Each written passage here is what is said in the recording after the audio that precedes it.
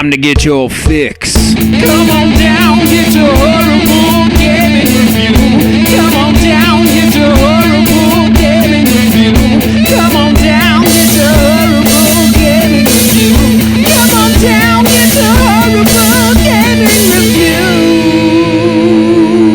Wow. Hello, my name is Zachariah with Old Man Gaming, and you have decided to tune in to another horrible game review.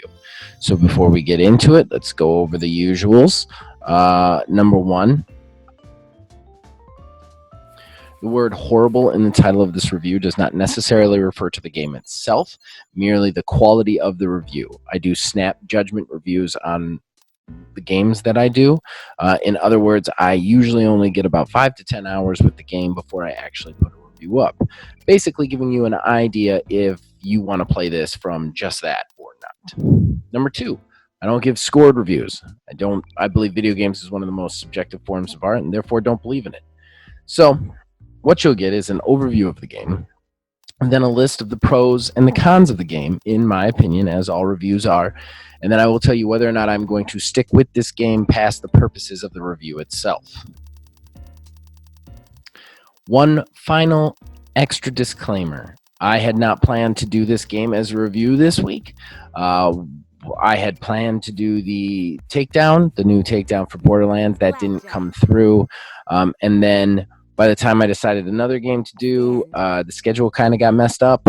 So I ended up doing this review because I ended up capturing a bunch of stuff for Prelude with this game. So today we are doing Clubhouse Games 51 World Classics for Switch. So with that said, let's get into it. This is a very simple, straightforward thing.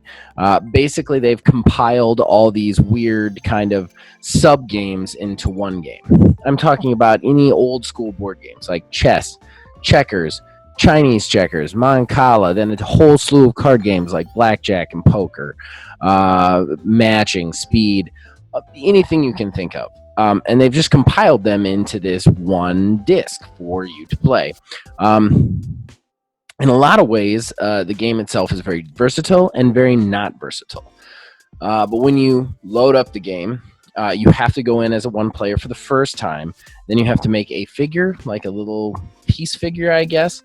And then basically what happens is it puts you on a globe thing, which I don't quite understand what that has to do with anything, but eventually you get into the games, you pick a game, and then you play the game with your friends or against AI. Each game is preceded with a rather strange welcome video to the game, and that happens every time. And then once that's done, you can go through a quick, simple, easily explained how-to guide to play the game. Play the game, move on. The game also keeps track of your scores against the opponents that you're playing and how many you've won in comparison to how many they've won. I mean, really, that's all there is to it. This is a collection of those kind of games, so there's no story or plot to it. It's just the collection of these kind of like parlor games that you would have. Some of the games are not playable without other switches, such as with specific people. Like you could play them against AI, or you can go online and play them. But like if you want to play Texas Hold'em, against somebody in your living room, they have to have a Switch too. Other games are only accessible through the touchscreen section of the Switch, or a mosaic, as they call it. And some of them are only optional to 3 players. Some of them are only optional to 2 players, and some of them can only be played as 1 player. So that is basically it. That's the entire description. So let's just go ahead and go into the pros and cons. This might be a short review, but it is what it is. Like I said, I thought that this would be better than not doing a review at all. So the pros. I mean, this is great. There's just so many things here to play. It's so easy to pick up, and they're all very simple and well-defined. Even if you're not a gamer, it's very easy to just pick it up, pick a game and go through the little how-to text boxes, and then you basically understand whatever it is you're trying to play. And that's really cool. I kind of wish this game had come out a little bit more in the pandemic, like when it was hot, when everybody was really stuck in their houses, because it would have been perfect for that. It is it's very cool for like family stuff. I've played it with my wife a lot, and it's just kind of like really easy to pick up, and there's just pick a different game on there that you haven't played and then just play it with them for the first time. It's great. My second pro is the price. It is not a full game price. I believe it was $40 in the game store, and that's brand new. So that was really cool. I liked that. I enjoyed that it was cheaper. And I think it's definitely worth the price with all the different games you can play in it.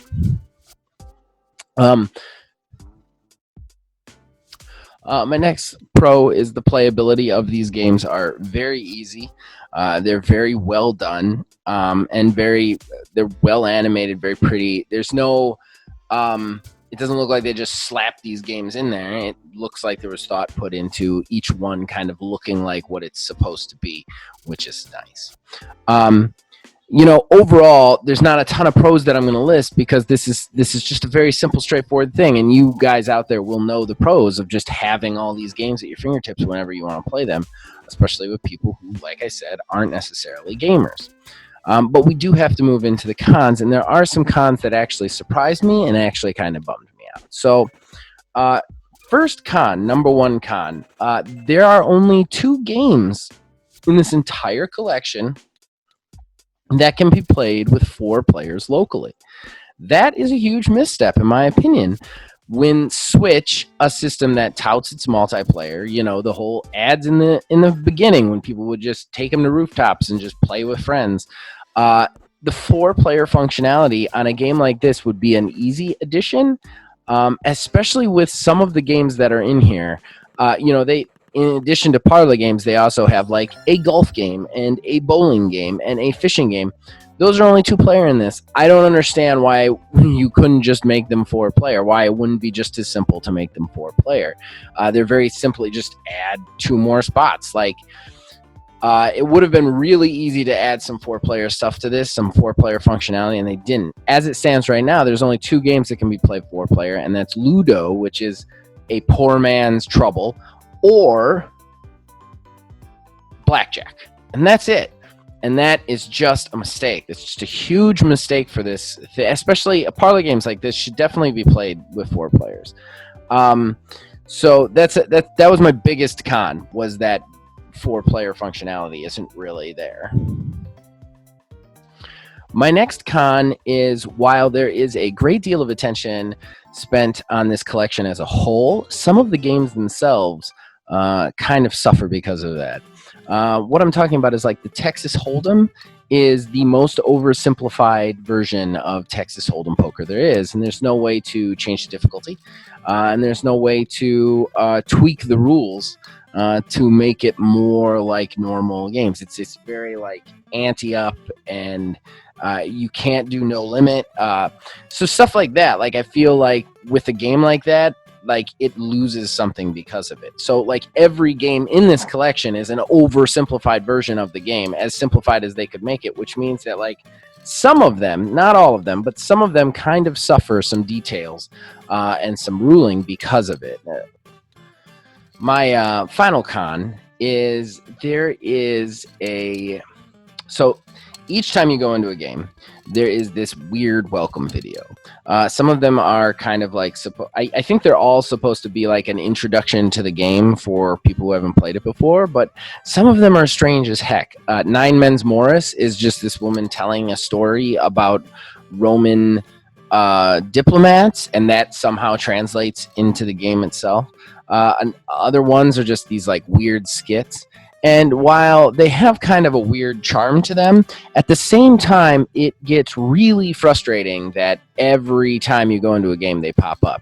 Yes, there's a button to skip them, but I only want to see them once. I don't want to have to hit that button every time. I just want to press the game, go right to the load-in screen, and be in. So that gets a little tedious, and that might be a little nitpicky, but, it is what it is. I'm supposed to be nitpicky. This is, after all, a review. So that's it for the cons, and that's it for this game. It's very simple. It's just a collection of nice parlor games. Again, they could have spent a little bit more time on each one individually, and they really, really, really could have added some more games to the 4-player functionality. So that brings us to the close of it, whether or not I'm going to stick with it. And I'm definitely going to stick with it. This is a really fun game. I play it with my wife. She loves these games, a lot of these games. So it's nice to just have them all in a digital format. I don't have to pick up cards or chess pieces every time we play. I don't have to pick out a different game box every time. We can just go in and play Mancala when we want to. So that's really nice, and I enjoy that part of it. Other than that, yeah, it is what it is, and I recommend anybody who has a family or would have a reason for all these like games to be in one spot to get it. It'll save you some closet space. So there you guys go. Again, this is kind of a short one. I'm sorry. I really intended for there to be a different review going up today, but you know, the world is kind of on fire, so stuff got in the way. Yeah, so I hope this was better than nothing. And in any case, you guys can check us out on Facebook at Old Man Gaming DH, on Twitter at Old Man Gaming 9, and of course, as usual, as long as you guys keep watching and listening to these, we will keep making them. See you guys next week.